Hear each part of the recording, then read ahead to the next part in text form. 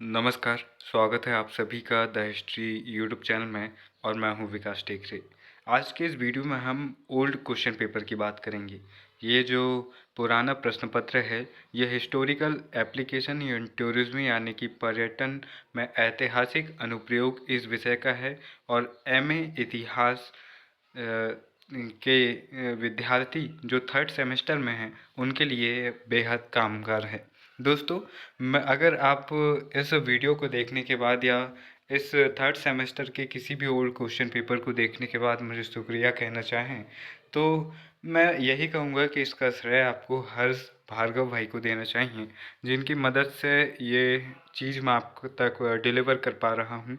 ये जो question paper है ये पीजी कॉलेज पिपरिया होशंगाबाद का है, जो कि बरकतउल्ला विश्वविद्यालय भोपाल से संबंधित है। तो अगर आप बरकतउल्ला विश्वविद्यालय भोपाल से संबंधित विद्यार्थी हैं या फिर मध्य प्रदेश के किसी भी क्षेत्र के एमए के विद्यार्थी हैं या फिर आप मध्य प्रदेश से बाहर के विद्यार्थी हैं और आपका एक विषय पर्यटन में ऐतिहासिक अनुप्रयोग है, तो आपको इस वीडियो को ज़रूर देखना चाहिए। तो आइए, लंबी चौड़े इंट्रो के बाद हम वीडियो की शुरुआत करते हैं। 3 घंटे का ये पेपर आपको 3 घंटे में करना था और मैक्सिमम यानी कि ज़्यादा से ज़्यादा 85 नंबर ले सकते थे, उससे ज़्यादा आपको मिलने वाले नहीं हैं। तो यहाँ पर देखिए दोस्तों, हम यहाँ पर बात करते हैं, अलग अलग सेक्शन में बटे होते हैं क्वेश्चन पेपर।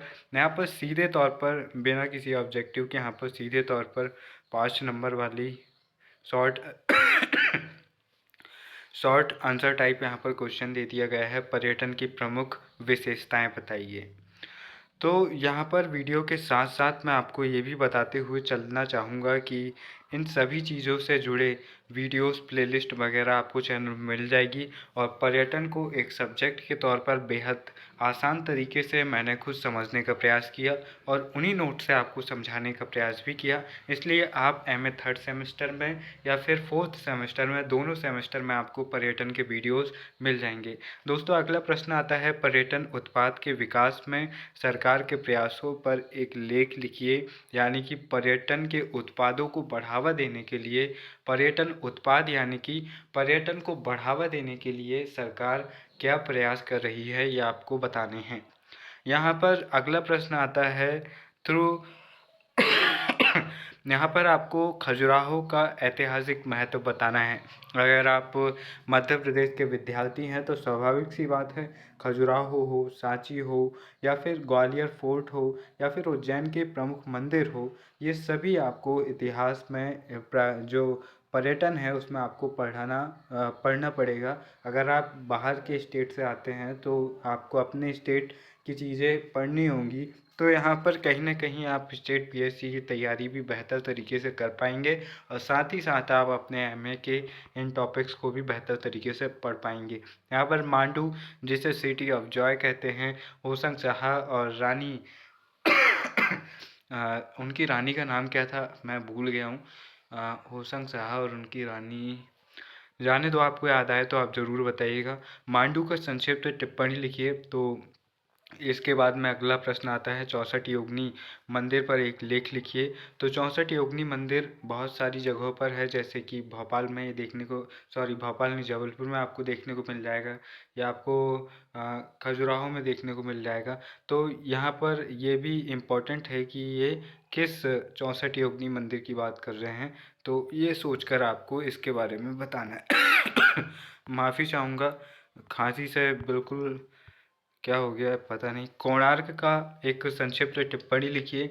यहाँ पर राज्य के प्रमुख ऐतिहासिक और पर्यटन स्थलों की बात तो होगी ही, साथ ही साथ जैसे अजंता एलोरा है, ताजमहल है और प्रमुख ऐतिहासिक शहर जिसमें आ जाता है जयपुर, आ जाता है उदयपुर, आ जाता है दिल्ली, आ जाता है आगरा, आ जाता है।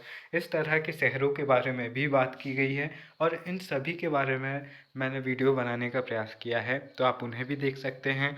कोणार्क कहाँ है, तो कोणार्क भैया उड़ीसा में है, पुरी में। कोणार्क का सूर्य मंदिर बहुत ज़्यादा प्रसिद्ध है, दुनिया के सबसे पुराने और बड़े सूर्य मंदिरों में से एक है। भीमबेटका पर प्रकाश डालिए। तो भीमबेटका कहाँ है ये आपको पता रहना चाहिए, ये ऑब्जेक्टिव में भी पूछे जाते हैं। तो बताइए आप आंसर में कि भीमबेटका कहाँ है, ये रायसेन में है या फिर विदिशा में है, कहाँ है बताइए, या फिर भोपाल में है, आपको बताना है। दोस्तों महाबलीपुरम के मंदिरों पर प्रकाश आपको डालना है। रूपनाथ पर प्रकाश डालिए। सिरपुर पर एक संक्षिप्त लेख लिखिए। तो दोस्तों शुरुआत में तो मुझे लग रहा था कि नहीं यार, थोड़े से क्वेश्चन बाहर से या फिर अलग होंगे। आपको यकीन नहीं होगा, आप मेरे कॉलेज का यानी कि इसी चैनल में आपको पुराने ओल्ड क्वेश्चन पेपर देखेंगे पर्यटन के। आपको यकीन नहीं होगा, वही ज़्यादातर सेम वही क्वेश्चन है जो हमने सॉल्व किए थे हमारे टाइम पे। तो कह सकते हैं कि आपको पूरा मटेरियल चैनल पे मिल जाएगा। मैं बार बार ये बात कहकर चैनल को प्रमोट नहीं कर रहा हूँ या फिर अपने गुणगान या फिर किसी के गुणगान नहीं कर रहा हूँ। मैं बस आपको बता रहा हूँ कि आप चीज़ें आसानी से कलेक्ट कर सकते हैं, क्योंकि ऐसी चीज़ें जब आप एमए में जाते हैं या मास्टर्स करते हैं तो जो स्टडी मटेरियल होता है उसको खोजना बहुत मुश्किल होता है। हम हमारे सीनियर से जब ओल्ड क्वेश्चन पेपर मांगते थे तो वो साले देते नहीं थे, बोलते थे कि भाई पता नहीं यार कहाँ रख दिया मैंने, मुझे याद नहीं है। उनसे हम पूछते थे कि भैया पिछले बार प्रोजेक्ट में क्या बनाए थे तुमने, हमको बता दो, हम भी वही बना लेंगे। वो बोलते थे भाई हमको याद ही नहीं है हमने पिछले बार प्रोजेक्ट में क्या बनाए थे। तो फिर हमारे दिमाग में ये आता था कि गाली बक्के कि भाई तुम जाते ही क्यों थे कॉलेज। तो फिर वही है कि मैं चाहता हूँ कि हम इस चीज़ को थोड़ा सा चेंज करने की कोशिश करें।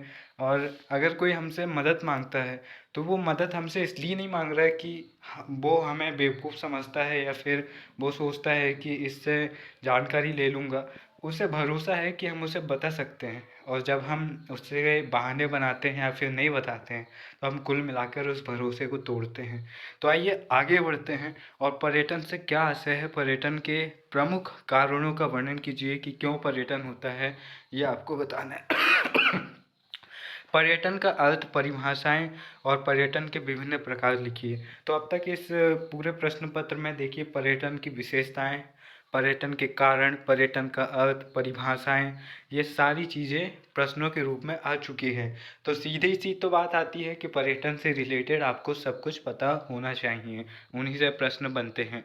प्रसिद्ध ऐतिहासिक स्थल एरण पर एक संक्षिप्त निबंध आपको लिखना है। अब इसके बाद अगर हम अगला प्रश्न देखते हैं तो वो आता है प्रसिद्ध ऐतिहासिक विरासत सांची पर प्रकाश डालिए। सांची कहाँ है? तो सांची भैया सांची रायसेन में है। तो सांची जो है वो यूनेस्को साइट है और यहाँ पर स्तूप हमें देखने को मिलते हैं और बुद्ध के शिष्य से जुड़ी चीज़ें यहाँ पर देखने को मिलती हैं हमें। और सांची अब वर्तमान समय में जो स्तूप पद्धति, स्तूप निर्माण किए गए थे, कहते हैं कि अशोक के समय पर 84,000 से ज़्यादा स्तूप बनाए गए थे। अभी सच है या नहीं, लेकिन बहुत सारे स्तूपों में जो अभी भी देखने लायक स्थिति में है और घूमने लायक स्थिति में है, उस सांची का स्तूप है। इसलिए आप कभी भी भोपाल जाएं तो वहाँ से तकरीबन 30-35 किलोमीटर दूर है।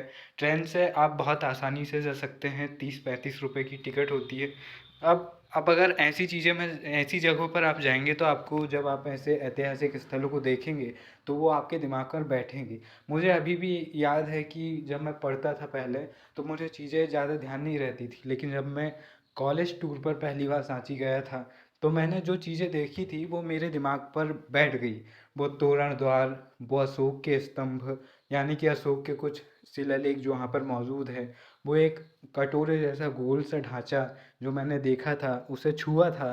तो ऐसी चीज़ें आपको जब आप देखते हैं, जब आप महसूस करते हैं, तो वो चीज़ें आपके दिमाग में बहुत अच्छे तरीके से बैठ जाती हैं। क्योंकि बहुत सारे लोग जो कहते हैं कि प्यार यार कुछ नहीं होता है, लेकिन जब उनको होता है तो फिर उन्हें पता लगता है कि ये चीज़ क्या थी। तो वही है कि बंदर क्या जाने अदरक का स्वाद, वही वाली बात है। इसलिए जब तक आप ऐसी चीज़ों को देखेंगे नहीं, इतिहास से जुड़ी चीज़ों में घूमेंगे नहीं, तब तक शायद आप इतिहास को बेहतर तरीके से महसूस नहीं कर पाएंगे। तो चलिए, कौन सा एग्जाम्पल था, कहाँ क्या इस्तेमाल हुआ मैं नहीं जानता।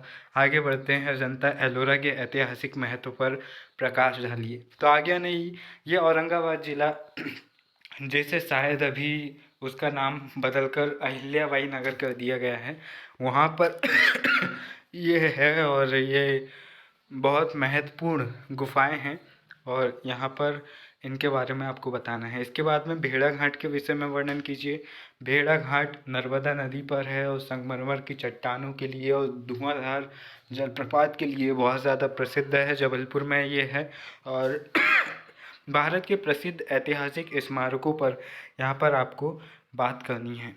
इसके बाद में दोस्तों यहाँ पर जो संक्षिप्त टिप्पणी लिखने को कहा गया है, किन्हीं दो पर संक्षिप्त टिप्पणी लिखिए। एक है आबू यानी कि माउंट आबू राजस्थान में, नचना कुठार और तंजावुर। तंजावुर कहाँ है? तमिलनाडु या कर्नाटक, सोचिए अपने दिमाग में। दोस्तों इसके बाद में प्रसिद्ध प्राचीन ऐतिहासिक स्थल तिगवा, ये शायद जबलपुर में है। इस पर आपको प्रकाश डालना है। अब इसके बाद अगर हम बात करें निम्नलिखित में से किन्हीं दो पर संक्षिप्त टिप्पणियाँ लिखिए। राजिम, सिंदौसी और ग्वालियर। दोस्तों सिंदौसी से जुड़ी एक रोचक सी कहानी सुनाता हूँ। यहाँ पर राजा विक्रमादित्य, जिन्हें चंद्रगुप्त द्वितीय कहा जाता है, जो कि गुप्त वंश के महानतम शासकों में से एक थे। इनके पिता समुद्रगुप्त थे, जिन्हें भारत का नेपोलियन कहा जाता है। दोस्तों इनके बड़े भाई थे रामगुप्त। कहते हैं कि जब उनकी पत्नी का किसी ने किडनैप कर लिया, शायद वो हुण थे, तो वहाँ पर रामगुप्त से ये कहा गया कि तुम अपनी पत्नी को हमें दे दो। कुछ ऐसा था कि रामगुप्त उनके साथ संधि करने को बाध्य हुआ था और उसे उसकी पत्नी को देना था। ऐसा ही कुछ था, मुझे ज़्यादा ध्यान नहीं स्टोरी। तो वहाँ पर चंद्रगुप्त द्वितीय यानी कि विक्रमादित्य जाकर वह उनकी पत्नी को छुड़ाते हैं और फिर रामगुप्त को बहुत ज़्यादा अफसोस होता है और कुछ इतिहासकार मानते हैं कि वो अपनी गद्दी स्वतः ही छोड़ देते हैं और कुछ कहते हैं कि चंद्रगुप्त द्वितीय उनका कल्याण कर देते हैं। तो जब ये अपना शासन सही से चलाना शुरू कर देते हैं और अपनी दूसरी राजधानी ये उज्जैन को बनाते हैं और उज्जैन को ये एक प्रसिद्ध आध्यात्मिक और साहित्य नगर के रूप में विकसित करना प्रारंभ कर देते हैं। तो इनकी बहन होती है जिनका नाम होता है सुंदरबाई। उनकी शादी होती है यही सुंदरसी क्षेत्र के एक राजा के साथ में। तो उनकी जो बहन थी वो वह बेहद ज़्यादा धार्मिक थी। कहते हैं कि इन्हीं के समय काल के दौरान जो उज्जैन का महाकाल मंदिर है उसका निर्माण भी किया गया था। तो उसी की तर्ज पर जो काल भैरव मंदिर है उसी की तर्ज पर यहाँ पर एक मंदिर का निर्माण किया गया। यहाँ पर मैंने जो महाकाल मंदिर कहा था, सॉरी उसकी बात नहीं, यहाँ पर काल भैरव मंदिर का उन्होंने उसी मंदिर की तर्ज पर सुंदरसी गांव में निर्माण किया। और कहते हैं कि आज भी वो मान्यताएं जो उज्जैन के काल भैरव मंदिर के साथ है वही मान्यताएं इस मंदिर के साथ जुड़ी है। तो उनकी बहन सुंदरबाई का विवाह इस क्षेत्र में हुआ। इसके कारण इस मंदिर को इस गांव को सुंदरसी कहा जाने लगा। और जो यहाँ पर बना हुआ मंदिर है वो अपना ऐतिहासिक महत्व तो रखता ही है। और कहा जाता है कि जिस तरह उज्जैन के काल भैरव भगवान शराब का सेवन करते हैं या फिर उनके मुंह में शराब डालो, जल डालो या दूध डालो, जो भी डालो वो कहाँ जाता है किसी को पता नहीं। सेम यही पद्धति, यही यही जो रोचकता है हमें सुंदरसी में भी देखने को मिलती है। तो अगर आप उज्जैन के काल भैरव भगवान के विषय में थोड़ी रोचकता से जानना चाहते हैं कि आखिर होता कैसा है, थोड़ा सा विज्ञान जैसी चीज़ें आपके दिमाग में घुसी हुई है, थोड़ा सा जानना चाहते हैं, तो आप अगर आप उज्जैन के मंदिर को नज़दीक से नहीं देख पा रहे हैं तो आप यहाँ पर जाकर देख सकते हैं। क्योंकि यहाँ पर वैसा कोई प्रबंध नहीं है, वैसी कोई भीड़ नहीं होती है, तो आप यहाँ पर जाकर बहुत आसानी से देख सकते हैं। तो वीडियो बहुत ज़्यादा लंबा हो गया और सच कहूँ तो ये वीडियो मुश्किल से 4 से 5 मिनट का था, लेकिन मेरी बकवास के चक्कर में आपका काफ़ी ज़्यादा समय हुआ, तो उसके लिए माफ़ी चाहूँगा। और साथ ही साथ इस वीडियो के अंत में हर्ष भार्गव भाई को धन्यवाद देना चाहूँगा, क्योंकि उन्होंने ही मुझे ये क्वेश्चन पेपर टेलीग्राम में भेजे और उनकी हेल्प की मदद से मैं आपके लिए ये उपलब्ध कर पा रहा हूँ। तो मुझे उम्मीद है आप इन क्वेश्चन पेपर से बेहद कुछ सीखेंगे, अपने सिलेबस को अच्छे से समझेंगे और उस सिलेबस के अकॉर्डिंग चीज़ों को, स्टडी मटेरियल को इकट्ठा करेंगे और फिर पढ़ेंगे। वीडियो के आखिर में कोई सुविचार तो नहीं कह सकता, लेकिन बस इतनी सलाह आपको दे सकता हूँ, एक दोस्त, एक भाई बहन जो भी आप समझे उसके नाते, कि कभी भी सिलेबस के हिसाब से अपना स्टडी मटेरियल सुनिए। स्टडी मटेरियल के हिसाब से ये तय मत कर लीजिए कि ये पढ़ लिया तो पूरा सिलेबस कवर हो जाएगा। कई बार हम ये देखते हैं कि हम जाते हैं किसी भी दुकान में और कहते हैं कि एसएससी की तैयारी के लिए बुक दे दो, पीएससी की तैयारी के लिए बुक दे दो। ठीक वैसे ही जैसे हम दुकान में जाकर मांगते हैं कि 4 किलो चावल दे दो, 1 दर्जन केले दे दो, और फिर हम सोचते हैं कि उस किताब से पढ़कर हम पूरा सिलेबस निकाल लेंगे और पूरी पढ़ाई हमारी हो जाएगी और नौकरी लग जाएगी। ये सपने बहुत ही हल्के होते हैं, ऐसे सपने मत देखो। सबसे इम्पोर्टेंट होता है सिलेबस। आप किसी भी एग्ज़ाम की तैयारी करो, अपने अपने सिलेबस को बेहतर से बेहतर तरीके से समझो। 15 से 20 दिन तो सिलेबस पर ही दो, ताकि आपको एक एक पॉइंट अच्छे से दिमाग में बैठ जाए। और फिर सिलेबस पढ़ने के बाद में आप ओल्ड क्वेश्चन पेपर पढ़ो। बिना शुरू शुरू में आपको बहुत डिमोटिवेट होगा कि आपसे कुछ नहीं बन रहा, हो सकता है कि 100 में से आप 15-20 ही सवाल सही कर पाएँ, वरना सब गलत करें। आप जिस भी एग्ज़ाम की तैयारी कर रहे हैं उनके एमसीक्यू करो, क्वेश्चन हल करो।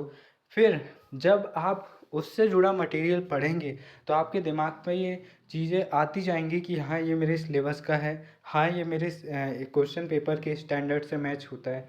तो वैसी पढ़ाई आप जब पढ़ोगे तो वो आपके लिए बहुत ज़्यादा फ़ायदेमंद होगी। तो आप अपनी पढ़ाई को जितना टेक्निकल बना सकते हैं, जितना नई रोचकता उसमें ला सकते हैं, उतना ही बेहतर होगा।